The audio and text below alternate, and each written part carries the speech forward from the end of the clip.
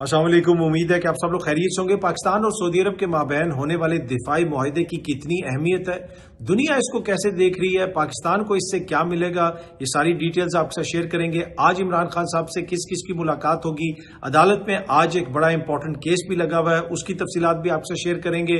Cricket के मैदान से भी एक खबर है, पाकिस्तान ने बाइकआउट की बात की लेकिन मैच खेल लिया और एक सीनियर सहाफी का बैंक अकाउंट ब्लॉक कर दिया गया है। उसकी क्या डिटेल्स हैं वो भी आपको बताएंगे आज के इस व्लॉग में। लेकिन सबसे पहली खबर क्रिकेट के मैदान से, पाकिस्तान और भारत के माबैन जो मैच हुआ एशिया कप में, उसमें भारत की टीम का जो घटिया किरदार था वो पूरी दुनिया ने देखा। उनके कैप्टन ने आके पहलगाम का जिक्र किया, फिर उन्होंने हाथ भी नहीं मिलाया। उसमें यह मालूम हुआ कि जो मैच रेफरी है उसका बड़ा इंपॉर्टेंट किरदार है। उसने पाकिस्तान की टीम के कैप्टन को कहा था कि आपने हाथ नहीं मिलाना, जिसके ऊपर बाद में पाकिस्तान ने एहतजाज भी किया और कहा कि जनाब इस मैच रेफरी को हटाया जाए, अगर इसको नहीं हटाया गया तो हम टूर्नामेंट का बाइकआउट कर देंगे। मैच रेफरी को तो नहीं हटाया गया और वो मैच रेफरी कल भी मैच में वही मैच रेफरी थे, लेकिन पाकिस्तान की जानिब से कहा गया कि जी उसने माफी मांग ली है। क्या उसने कहीं पे कोई स्टेटमेंट जारी की है, क्या उसने कहीं पे कोई ऐसा बयान दिया है जिसमें उसने कहा हो कि जी मैं पाकिस्तान की टीम से माफी मांगता हूं? मेरी नजर से तो वो कोई ऐसा बयान नहीं आया। एक फुटेज रिलीज हुई है जिसमें कोई आवाज नहीं आ रही और वो पाकिस्तान की टीम के साथ बैठा हुआ है। आई डोंट नो वहां पे क्या बात हो रही है। और दूसरी बात यह है कि ये कोई जाती मसला तो है नहीं है, उसने आईसीसी के कवायद और ज़वाबित की खिलाफ वर्जी की। मेन चीज ये है कि उसके खिलाफ एक्शन क्या लिया गया, और जब पाकिस्तान ने बाइकआउट करने की बात कर दी थी तो फिर पाकिस्तान अपने बयान से पीछे क्यों हटा? पहले टीम को रोका गया, बाद में जनाब चेयरमैन पीसी साहब ने साबिक दो जो चेयरमैन है उनको बुलाया, फिर उनकी मुशावरत हुई और फिर बयान जारी किया गया कि जनाब अब ये हो गया तो अब वो हो गया। लेकिन इसका लुबे लुबाब ये है कि पाकिस्तान का जो मौकिफ था उसके मुताबिक क्या पाकिस्तान को कुछ मिला? और बुनियादी जो चीज है, जो भारत के कैप्टन की गुफ्तगू थी जिसमें उसने पहलगाम का जिक्र किया, मामले के अंदर सियासत को एक तरह से मुलविस किया, उसके खिलाफ क्या एक्शन लिया गया? और यहां पे अब पाकिस्तान की टीम को भी देखना पड़ेगा, पाकिस्तान की टीम की मैनेजमेंट को देखना पड़ेगा। हमें अपने खिलाड़ियों को इस तरह के मौकों के लिए तैयार करना पड़ेगा, थोड़ी सी ब्रीफिंग देनी पड़ेगी, क्योंकि हमें पता है कि भारत हर मौके के ऊपर इंटरनेशनल सतह पे एक घटिया हरकत करता है, क्योंकि ये अब बयानियों की जंग है। अब ये खेल के मैदान की जंग तो है ही है, खेल तो आपने खेलना है, लेकिन भारत हर ऐसे मौके को पाकिस्तान के खिलाफ प्रोपेगेंडा के लिए इस्तेमाल करता है। पहलगाम का जिक्र कर दिया, क्या हमारे कैप्टन को या हमारी टीम को वहां पे जाफर एक्सप्रेस का जो प्रॉक्सीज इनकी बलोचिस्तान में है या खैबर पख्तूनख्वा में है, जो आए रोज शहादतें होती हैं, उनका जिक्र नहीं करना चाहिए था? और जिस तरीके से भारत ने पाकिस्तान के ऊपर हमला किया और इनके साथ जो हमने किया, क्या उसका जिक्र नहीं करना चाहिए था? तो मेरे ख्याल में अब पाकिस्तान की टीम की इस हवाले से भी थोड़ी बहुत ब्रीफिंग होनी चाहिए जब भी भारत के साथ मैच हो रहा हो। अब ये बयानियों की जंग है और भारत हमेशा कोशिश करता है कि आलमी सतह पे वो इस किस्म का घटिया प्रोपेगेंडा पाकिस्तान के खिलाफ करे। Anyway, coming back to Pakistan cricket board, हैरान कौन उनका फैसला था। उन्होंने पहले कहा कि जी हम बाइकआउट कर देंगे और फिर पूरी दुनिया ने देखा कि वही मैच रेफरी था, उसी ने मैच करवाया। अब ये जितना मर्जी क्लेम करते रहे कि उसने माफी मांग ली, भाई कोई जाती लड़ाई तो नहीं थी हमारी मैच रेफरी के साथ, उसने कुछ रूल्स की खिलाफ वर्जी की है और उसके खिलाफ एक्शन होना चाहिए। क्या अभी तक उसके खिलाफ कोई एक्शन हुआ? हमने तो नहीं देखा कि उसकी कोई मैच फीस काट ली गई हो या कोई और ऐसी बात हुई हो। और इसी तरह जो भारत की टीम है उसके खिलाफ क्या एक्शन लिया गया? तो हमने पहले खुद बड़क मारी कि हम ये बाइकआउट कर देंगे, बाद में जब सर के ऊपर पड़ी तो हमने पुराने दो चेयरमैन को भी बुला लिया कि जी मुशावरत हो रही है। भाई जिसने कहा था, जिसने ये दावा किया था, जिसने ये बात की थी, और जो पाकिस्तान क्रिकेट बोर्ड है ये उसका काम है, जिसके पास ओहदा है, जो मरात ले रहा है, जो सब कुछ कर रहा है, उसने ये फैसला करना है। लेकिन फिर एंड ऑफ द डे फैसला ये किया गया कि उसी मैच रेफरी के साथ हमने वो मैच खेला, यानी उसी तनख्वाह के ऊपर। हम वो कह रहे हैं कि उसने माफी मांग ली, लेकिन जो मेन मुद्दा है वो वहीं का वहीं खड़ा है।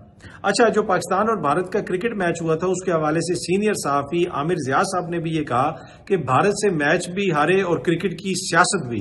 असल खबर यही है, ये माफी वगैरह की बातें सिर्फ दिल बहलाने के लिए हैं। पीसीबी का मौकिफ ही गलत था। खेल से पहले और बाद में हाथ मिलाना फर्ज नहीं है, लेकिन भारतीय कप्तान के सियासी बयान को दरगुजर कर दिया गया।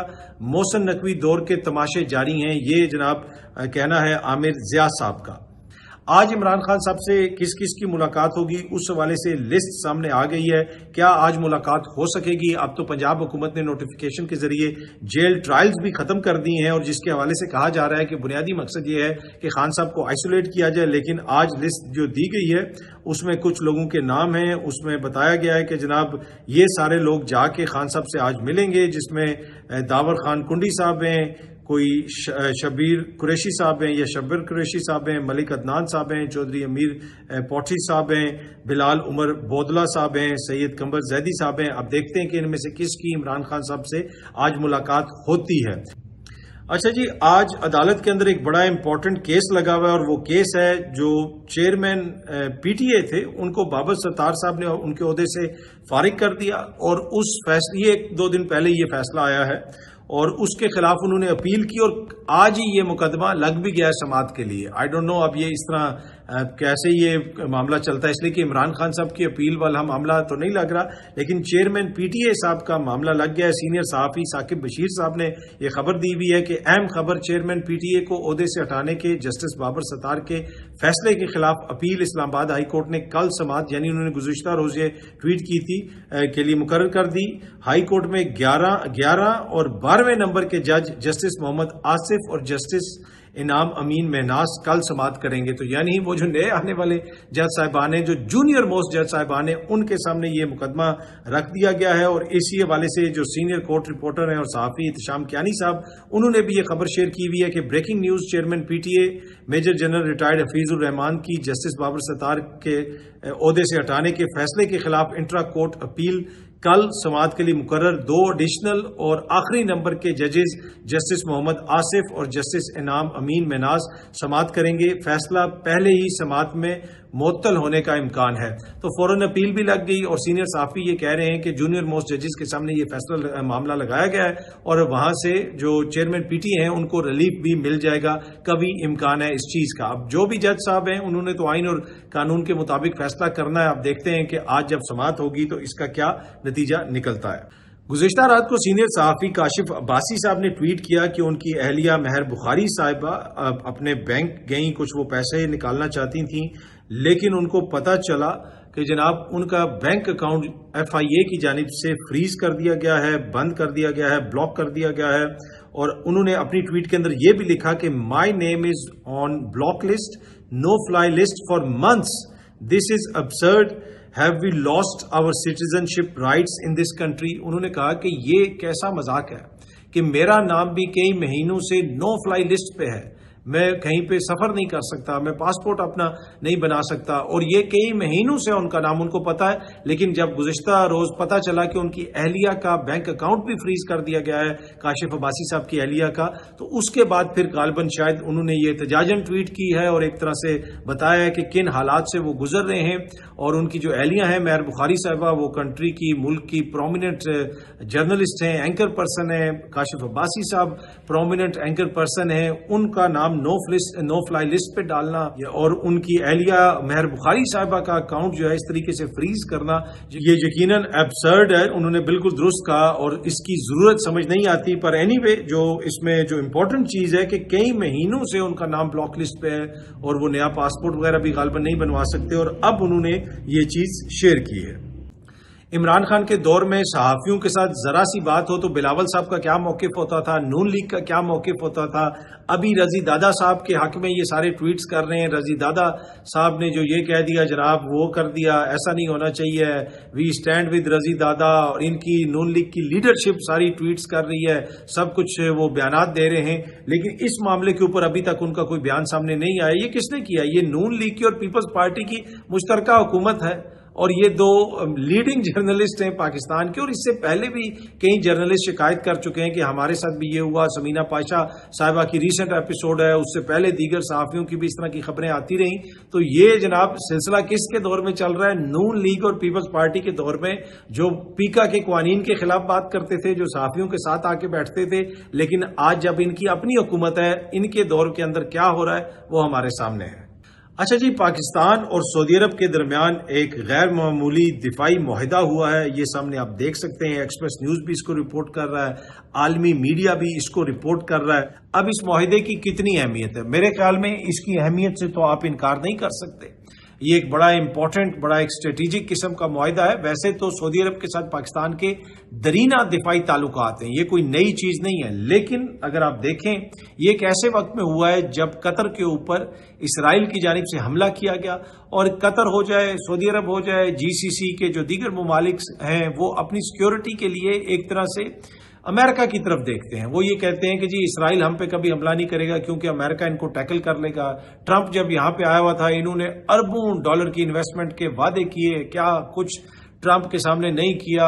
ہر روایتی رقص سے لے کے انویسٹمنٹ تک، جہازوں کے تحفے تک سب کچھ دیے، لیکن اس کے باوجود قطر پر اسرائیل کی جانب سے حملہ کر دیا گیا، اور اس کے بعد سے حالات کافی زیادہ مختلف ہیں. اور اسی چیز کے حوالے سے یہ جو معاہدہ ہے، اس کے حوالے سے فائنینشیل ٹائمز بھی رپورٹ کر رہا ہے. اگر فائنینشیل ٹائمز اس معاہدے کے اوپر اس طریقے کی رپورٹنگ کر رہا ہے تو اس سے آپ اندازہ لگا سکتے ہیں کہ اس کی کافی زیادہ اہمیت ہے. یہ سامنے آپ دیکھ سکتے ہیں، انہوں نے لکھا ہوا ہے کہ Saudi Arabia signs strategic mutual defence pact with Pakistan, اور اس میں انہوں نے ذکر کیا ہے کہ پاکستان ایک جوہری طاقت ہے، اور یہ معاہدہ ایک ایسے دور میں آیا ہے کہ after gulf states were deeply rattled by Israeli attack on Hamas leaders in Doha, کہ یہ ایک ایسے وقت میں معاہدہ ہوا ہے کہ جب جو یہ گلف یعنی مشرق وسطیٰ کی یہ جو ریاستیں ہیں یہ ہلی ہوئی ہیں، اندر سے یہ لڑکھڑا گئی ہیں، یہ ایک طرح سے حیران ہیں، پریشان ہیں کہ کیسے اسرائیل نے حملہ کیا، اور اس کے بعد پھر یہ معاہدہ ہوا ہے پاکستان کے ساتھ. تو اس کی اہمیت سے آپ انکار نہیں کر سکتے.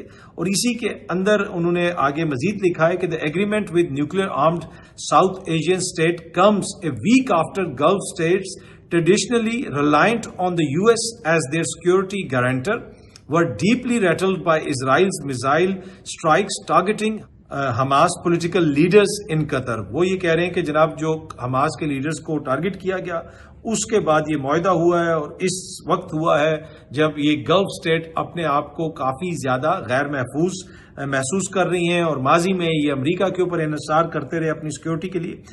آگے فائنینشیل ٹائمز نے اپنی خبر کے اندر اس چیز کا بھی ذکر کیا ہے کہ ان کے پاس جو اطلاعات ہیں وہ یہ سمجھتے ہیں کہ ریاض نے یعنی سعودی عرب نے have informed Washington about Pakistan defense agreement after it was signed. جو سعودی عرب ہے اس نے امریکہ کو بتا دیا ہے جب یہ معاہدہ سائن ہو گیا، اس کے بعد امریکہ کو بتایا گیا. سعودی Arabia has a long history of ties with Pakistan and along with other Gulf states has provided crucial financial support to Islam Abad. انہوں نے اس چیز کا ذکر کیا کہ پاکستان کو crucial financial support بھی کرتے رہے، یعنی پاکستان کی مدد وغیرہ بھی کرتے رہے مالی اعتبار سے، اور اس کے علاوہ کچھ دیگر چیزیں بھی اس کے خبر کے اندر رپورٹ کی گئی ہیں. اور اس میں یہ بھی بتایا گیا ہے کہ اب یہ جو معاہدہ ہے یہ اس وقت ہوا ہے کہ جب سعودی عرب یہ سمجھتا تھا کہ ہمارا امریکہ کے ساتھ معاہدہ نہیں ہو سکتا. گزشتہ چند سالوں سے سعودی عرب کی یہ خواہش تھی کہ امریکہ کے ساتھ ہمارا کوئی اس قسم کا معاہدہ ہو، لیکن جو غزہ کی صورتحال ہے اس کے بعد سے سچویشن تبدیل ہو گئی، اور وہ ایک طرح سے وہ اس کنکلوژن پہ پہنچے کہ اب ہمارا امریکہ کے ساتھ یہ معاہدہ نہیں ہو سکتا. اچھا، اسی خبر کے اندر آگے انہوں نے لکھا ہوا ہے کہ یہ جو ٹریٹی ہے وہ اب ان لائکلی ہے، سعودی عرب وہ سیکیور نہیں کر سکتا کیونکہ اب اسرائیل کے ساتھ تعلقات نارمل نہیں ہو سکتے. اس ٹریٹی کی بنیادی شرط یہ تھی کہ جو خطے کے ممالک ہیں وہ اسرائیل کے ساتھ اپنے تعلقات کو نارمل کریں اور ان کے ساتھ سفارتی تعلقات ایک طرح سے قائم کریں. اور اسی وجہ سے آپ نے دیکھا تھا کہ خطے کے اندر ہل جل تھی، اور وہ ممالک جو سعودی عرب کی بات سنتے ہیں انہوں نے اسرائیل کے ساتھ اپنے تعلقات قائم کیے، اور اس کا لانگ ٹرم پلان یہ تھا کہ پھر امریکہ اور سعودی عرب کے درمیان ایک دفاعی معاہدہ ہونا تھا. لیکن غزہ میں ہونے والی جنگ کے بعد، وہاں پہ ہونے والے قتل عام کے بعد یہ سعودی عرب کے لیے ممکن نہیں رہا، اور اب وہ اسرائیل کو اس طرح اتنی جلدی تسلیم نہیں کر سکتا. تو لہٰذا امریکہ نے ان کو مایوس کیا اس سارے معاملے پہ، جس کی وجہ سے اب انہوں نے پاکستان کے ساتھ معاہدہ کر لیا ہے. یہ فائنینشیل ٹائم کی خبر کے اندر پوری یہ رپورٹ لکھی بھی ہے. اچھا، ویسے بھی سعودی عرب کے ساتھ پاکستان کے درینہ دفاعی تعلقات ہیں، میں اس کے اوپر بھی آتا ہوں، لیکن اس معاہدے سے پاکستان کو کیا ملے گا؟ بڑا کوشچن یہ ہے کہ کیا اربوں ڈالر پاکستان آنا شروع ہو جائیں گے؟ ابھی تک کچھ کلیئر نہیں ہے. یہ پتا چلے گا کہ یہ کس قسم کا معاہدہ ہے. اس میں کیا ہم نے اپنی کوئی فوج وہاں پہ تعینات کرنی ہے, ہم نے کیا اپنی ایئر فورس کے لوگوں کو وہاں پہ تعینات کرنا ہے, کیا اس کے ہمیں پیسے ملیں گے, یا کیا انہوں نے ہم سے کوئی اسلحہ خریدنا ہے. پاکستان دنیا کا بہترین اسلحہ ساز ممالک میں پاکستان کا شمار ہوتا ہے. یہاں پہ JF-17 تھنڈر بھی ہم بناتے ہیں. اس کے علاوہ ٹینک ہم یہاں پہ بناتے ہیں, ہمارے اسمال آرمز ہیں, آرٹلری ایمونیشن ہے, بہت ساری ایسی چیزیں ہیں جو ہم سعودی عرب کو پرووائڈ کر سکتے ہیں. اور سعودی عرب تو اربوں ڈالر کی جو اسلحہ ہے وہ خریدتا ہے. کدھر سے خریدتا ہے؟ امریکہ سے اور مغرب سے, اور عرصہ دراز سے خریدتا آ رہا ہے. تو کیا اس طرح کا کوئی معاہدہ ہوگا پاکستان سے؟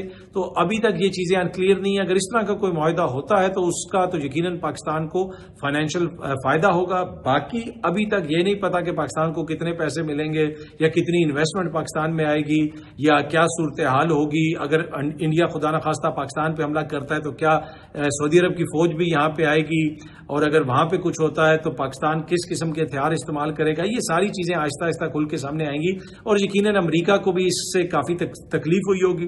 اسرائیل کو تو واقعی بہت زیادہ تکلیف ہوئی ہوگی. لیکن اس ماحول کے اندر جب اسرائیل کی جانب سے وہاں پہ حملہ کیا گیا, اس کے بعد پھر مشرق وسطیٰ کی ریاستوں کو پاکستان یاد آیا اور پاکستان کے ساتھ یہ معاہدہ ہوا. لیکن جس طرح میں نے آپ کو پہلے بھی کہا کہ پاکستان کے درینہ ان کے ساتھ دفاعی تعلقات ہیں. یہ آج سے 10 سال پہلے BBC کے لیے یہ آرٹیکل میں نے لکھا تھا, یہ سامنے آپ دیکھ سکتے ہیں, اور اس کی جو ہیڈ لائن ہے وہ بھی آپ کو نظر آ رہی ہوگی. اور اس آرٹیکل کے اندر میں نے بہت سارے لوگوں کے ساتھ بات کی تھی جن کا تعلق پاکستان کی آرمی سے ماضی میں رہا ہے, جو 80 کی دہائی میں وہاں پہ کام کرتے رہے. پاکستان 80 کی دہائی میں ان کی فوج کو وہاں پہ ٹرین کرتا رہا ہے, ان کی فوج کو وہاں پہ مختلف جو یونٹیں وغیرہ ہیں وہ بناتے رہے, اور کافی زیادہ ان کی فوج کو آرگنائز کیا گیا. اس کے بعد جب یمن کی جنگ ہوئی 2015 میں شروع, تو پھر سعودی عرب نے ٹروپس مانگنے کی بات کی, اور وہ کافی زیادہ بحث ہوئی پاکستان کے اندر. اور پھر اس دور میں دوبارہ وہاں پہ جو یہ خبریں آ رہی تھیں کہ پاکستان اپنی فوج بھیج رہا ہے, تو میں نے اس وقت بھی خبر دی تھی, بلکہ BBC پہ رپورٹ کیا تھا کہ پاکستان اپنی فوج نہیں بھیج رہا. وہاں پہ جو پاکستان کی تھوڑی بہت فوج ہے وہ معمول کی وہاں پہ ٹریننگ کے لیے ہوتے ہیں, اور وہ وہاں پہ اپنا کام وغیرہ کرتے ہیں. اور یہ 80 کی دہائی سے چلتا آ رہا ہے. اور 80 کی دہائی میں وہاں پہ تعینات ایک شخصیت ہے کرنل امداد صاحب, ان سے میری بات بھی ہوئی تھی اس خبر کے سلسلے میں آج سے 10 سال پہلے, اور انہوں نے مجھے ساری تفصیلات بتائی تھیں کہ ہم جب وہاں پہ گئے تھے تو سعودی فوج کو دیکھ کے لگتا تھا کہ جی یہ لڑنے والی فوج نہیں ہے. اکوپمنٹ ان کے پاس بڑا تھا, سب کچھ تھا ان کے پاس, لیکن ڈسپلن کی کمی تھی. اور اس زمانے میں بھی یمن کے بارڈر کے قریب جنگ کا خطرہ تھا, اور اس زمانے میں 2 یمن ہوتے تھے, ایک کا کیپٹل سنا ہوتا تھا, ایک کا کیپٹل عدن ہوتا تھا.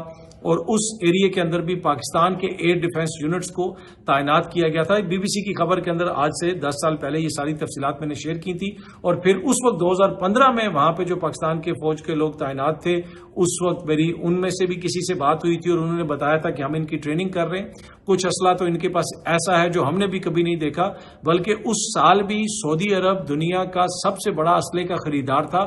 انہوں نے $6 ارب کا اسلحہ صرف ایک سال میں خریدا تھا, اور کتنے ارب ڈالر کا اسلحہ وہ ہر سال خریدتے ہیں. تو اسلحہ تو ان کے پاس بہت تھا, لیکن جو فوج کی ٹریننگ کی حالت تھی, جو فوج کی حالت تھی, اور اس کے حوالے سے وہاں پہ تعینات ایک پاکستانی شخصیت نے بتایا جو ان کی ٹریننگ کر رہے تھے. انہوں نے بتایا کہ ایک سعودی نے مجھ سے بات کرتے ہوئے کہا کہ جو کام آپ کے لیے کوئی اور کر سکتا ہے, ہماری یہ کہاوت ہے, وہ خود کرنے کی کیا ضرورت ہے. اور انہوں نے کہا تھا کہ جنگ خود لڑنے کی کیا ضرورت ہے. اور انہوں نے یہ کہا تھا کہ ہم تو ایکسپیکٹ کرتے ہیں کہ ہم امت مسلمہ ہمارے لیے لڑنے آئے گی, اور پاکستان کا تو ہمارے ساتھ اس طرح کا تعلق ہے. تو یہ تو انڈرسٹوڈ بات ہے کہ جب بھی کوئی ایسی جنگ ہوگی پاکستان تو ہمارے دفاع کے لیے آئے گا. ہمارے تو برادرانہ تعلقات ہیں. اور اس میں بھی اگین انہوں نے وہی چیز کا ذکر کیا کہ جناب وہ ڈسپلن کی کافی زیادہ کمی ہے اس فوج کی. امریکنز بھی ٹریننگ کرتے رہے, فرانس کے لوگ بھی ٹریننگ کرتے رہے, ہم لوگ بھی ٹریننگ کرتے رہے, لیکن ابھی بھی یہ فوج ویسی ہمیں نظر نہیں آتی جو لڑ سکے. اور اس چیز کا اندازہ میرے خیال میں شاید مشرق وسطیٰ کے ممالک کو بھی ہے کہ ہمارے پاس اسلحہ تو بہت ہے, لیکن پاکستان جیسی فوج نہیں ہے, اس جیسا مورال نہیں ہے, اس جیسی ٹریننگ نہیں ہے, اس جیسا جذبہ نہیں ہے, اس جیسی ایئر فورس نہیں ہے. اور اسی وجہ سے یہ معاہدہ کیا گیا. یہ کوئی اچانک ہم پہ بہت زیادہ محبت نہیں آ گئی, یہ انہوں نے اپنے دفاع کو مضبوط کرنے کے لیے یہ معاہدہ کیا. اگر خدا نخواستہ پاکستان پہ کوئی حملہ ہوتا ہے تو وہاں سے کتنی ان کی فوج آئے گی, اس کی حالت تو میں نے آپ کو بتا دی. لیکن ایک امپورٹنٹ یہ ٹریٹی ہے، ایک امپورٹنٹ آئی ڈونٹ نو اب یہ ٹریٹی ہے یہ ایگریمنٹ ہے، اس لیے کہ اس میں کس حد تک یہ چیزیں ہوں گی، کیا کچھ کور ہوگا، وہ تو آنے والے دنوں میں چیزیں واضح ہوں گی، لیکن اس میں کوئی دو رائے نہیں کہ اسرائیل کل سے کافی زیادہ پریشان ہوگا جب اس کو پتہ چلے گا کہ جناب پاکستان کے ساتھ یہ معاہدہ ہوا ہے اور اس نے امریکہ کو بھی شکایت لگانی ہے۔ اب امریکہ کا اس کے اوپر کیا رد عمل آتا ہے؟ کچھ اطلاعات تو ایسی ہیں کہ امریکہ جو ہے اس کو کافی تکلیف ہونا شروع ہو گئی ہے اور آنے والے دنوں میں اس کا کوئی رد عمل بھی آئے گا، لیکن ایک امپورٹنٹ ٹریٹی ہوئی ہے۔ اب اس کا جو فائنینشیل امپیکٹ ہے اس سے پاکستان کو کتنا فائدہ ہوگا وہ پھر جب تفصیلات سامنے آئیں گی کہ اس میں کیا کچھ انوالو ہے، جس طرح میں نے آپ کو بتایا کہ پاکستان سے اسلحہ خریدنا، جو اسلحہ یہ امریکہ سے، فرانس سے، دیگر لوگوں سے خریدتے ہیں تو پاکستان سے کیوں نہ خریدیں، پاکستان سے خریدیں۔ اگر وہ پاکستان سے خریدتے ہیں تو اس کا تو پاکستان کو کافی زیادہ فائدہ ہوگا، لیکن جو ہم نے جنگ میں بھارت کو شکست دی تھی یہ اس کے ڈیویڈنڈز ہیں جو اب ہمیں مل رہے ہیں، اور پوری دنیا کو نظر آ رہا ہے کہ پاکستان ایک مضبوط جوہری طاقت ہے، ایک مضبوط دفاعی طاقت ہے۔ پاکستان کی ایئر فورس ہو جائے، نیوی ہو جائے، افواج ہو جائیں، وہ ایک مضبوط دفاعی فورسز ہیں، اور اسی وجہ سے پھر پاکستان کے ساتھ سعودی عرب نے یہ معاہدہ کیا ہے۔ بہت جلدی آپ سب دوستوں سے دوبارہ ملاقات ہوگی۔ Thank you very much.